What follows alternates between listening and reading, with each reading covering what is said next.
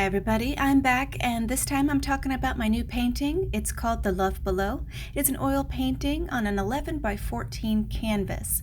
I used Windsor and Newton Professional Artist oil paints as well as Lukas Studio oil colors and this Premalba titanium white.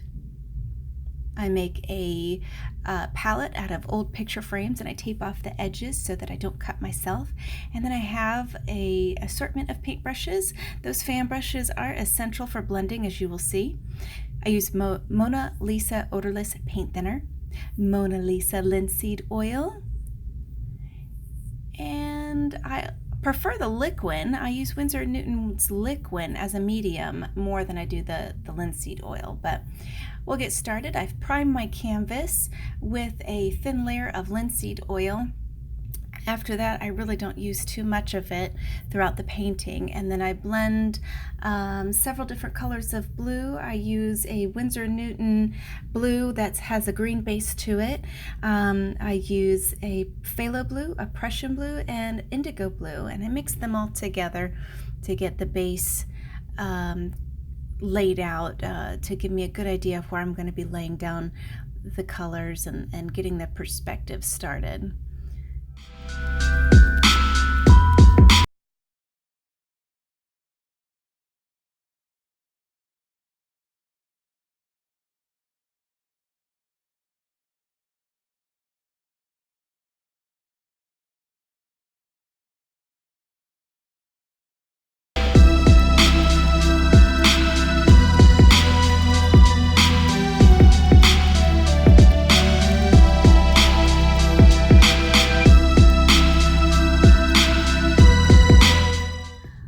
I use a dry brush to help blend out the brush strokes and just give me a general coverage over the canvas so that I can get started building the colors here.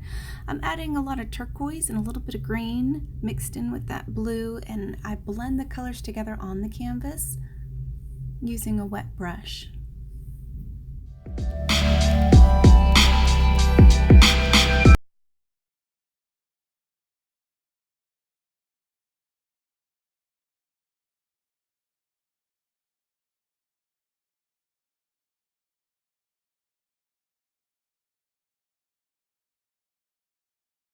I'm working in a lot more darker colors. I use some turquoise, some green, and a lot more of those darker blues with a little bit of black to give me that darker color.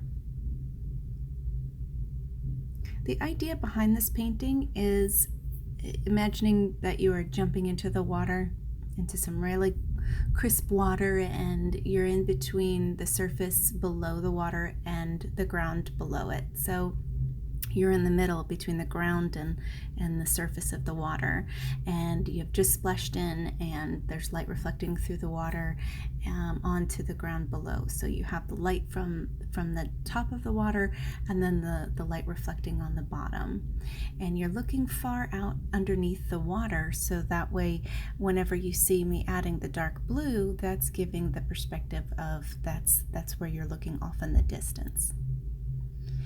After I add all the colors that I want to do for this base layer, I take a dry fan brush and I go over very, very lightly with the tip of the dry brush. And what that does, as you can see, is it erases those brush strokes and it gives a really smooth blend. Then I just take a dry paper towel, remove the paint off of the brush as much as possible to get it dry again, and I repeat the process.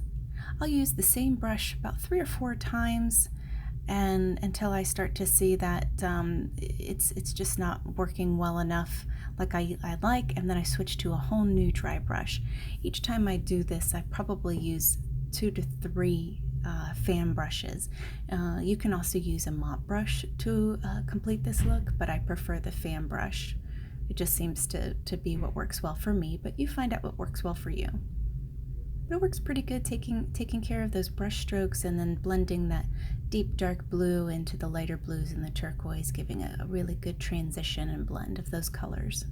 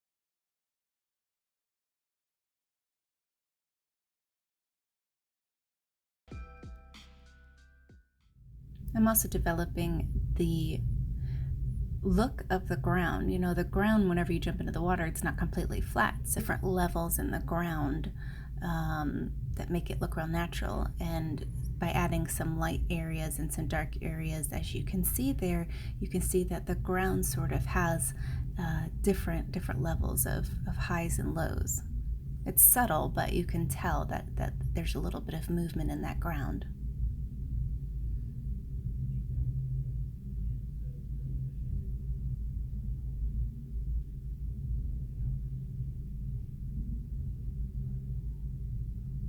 And right now I'm adding in some of those highlights that creates the illusion that that's the higher parts of the ground, and the shaded parts are sort of where it dips down, kind of like many little peaks and valleys.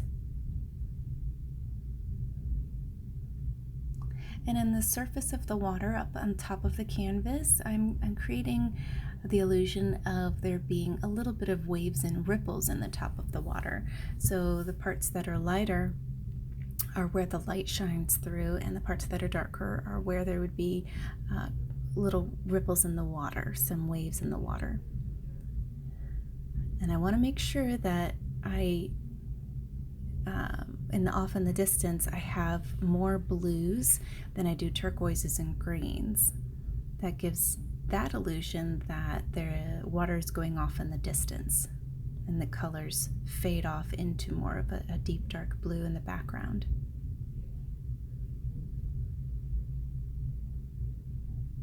And I don't...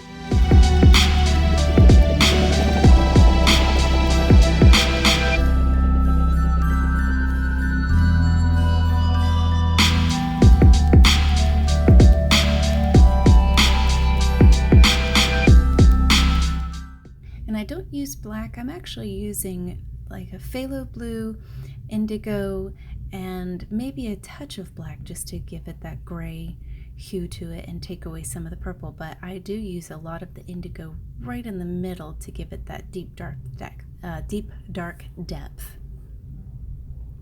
I let this dry for about 3 days, not for any reason other than the fact that my life is very busy and I didn't have time to get to this for 3 days, but this is great because now I can build onto the detail.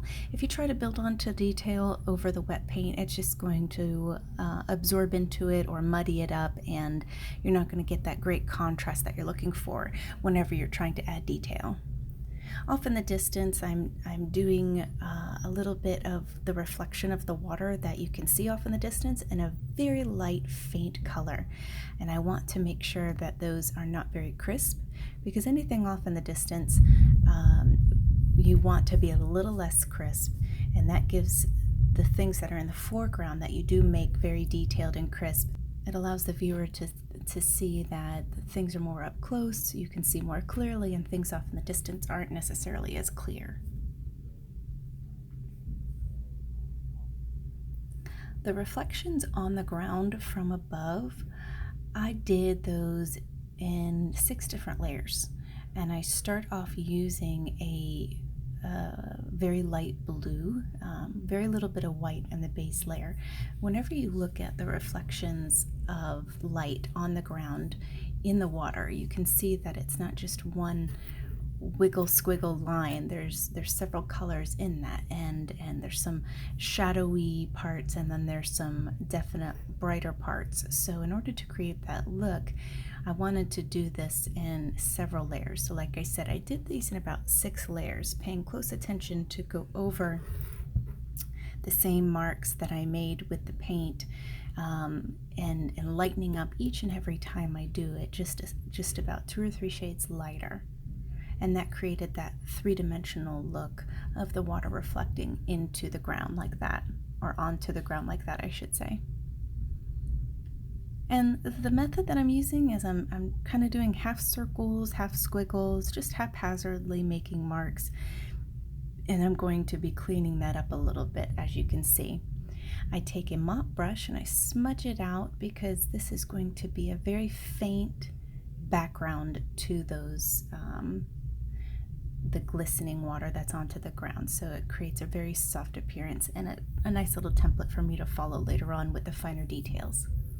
And I repeat the process on the top of the water, just haphazardly making little squiggle marks here and there. And this is the indication of where the water is, or I'm sorry, where the light is reflecting through the water onto the ground.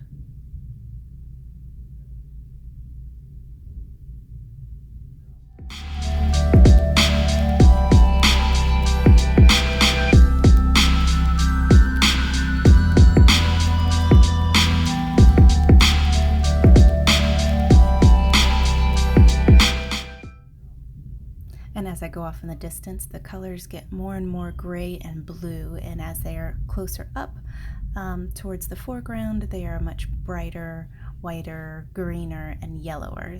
There's lots of details in the colors, and there's lots of colors in the details.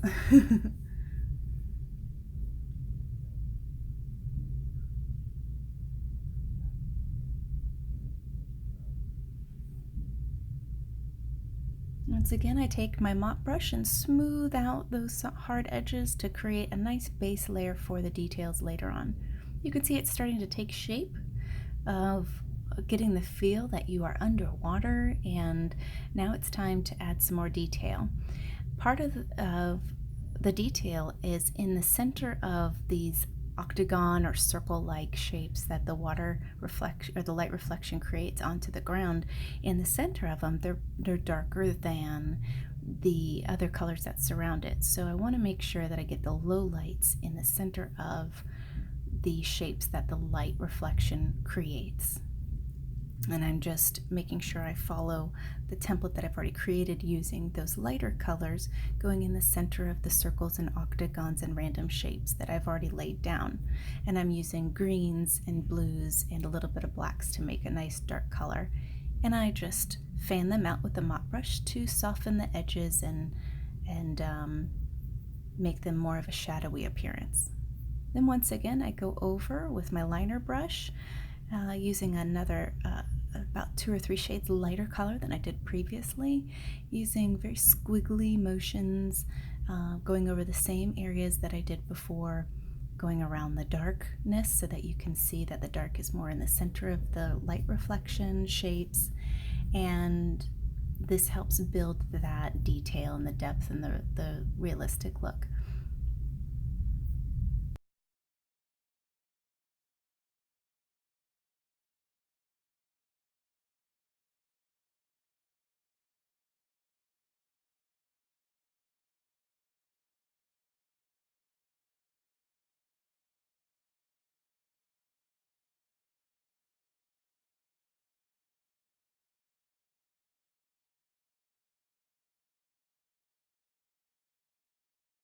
I do the same thing on the surface of the water, making sure that I add some low lights to that part as well to reflect what's going on the bottom of the water.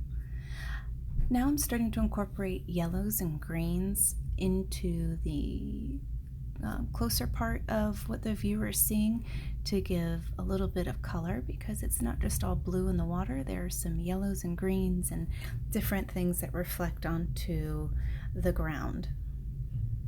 And this helps give a little bit more depth and perception and a little bit of realism. Going along the same lines as I did before and adding a little bit more detail.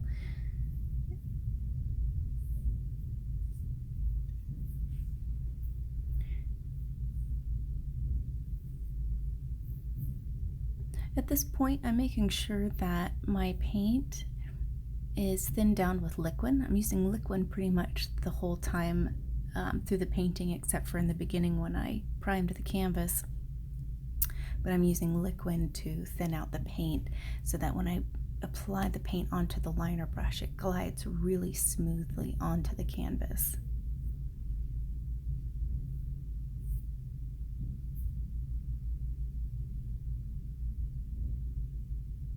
And I just repeat the process over and over again. Like I said, I did about 6 layers. And then one last thing I do is whenever the shapes, like the octagon shapes or the circle-like shapes, cross over each other. In real life, they are actually brighter where they cross over each other. So I make sure to make those areas a lot more lighter than the rest of the surrounding shapes. So I spend several hours going over the reflection on the ground, and then I work on the reflection from above, and I make sure that everything that I do, I soften out with that fan brush or the mop brush off in the distance, and then I make nice and crisp up towards the front. Thank you for watching, and please like and subscribe for more videos. I try to do videos at least once a month, and I appreciate everybody who watches and comments down below. Thanks again. Enjoy.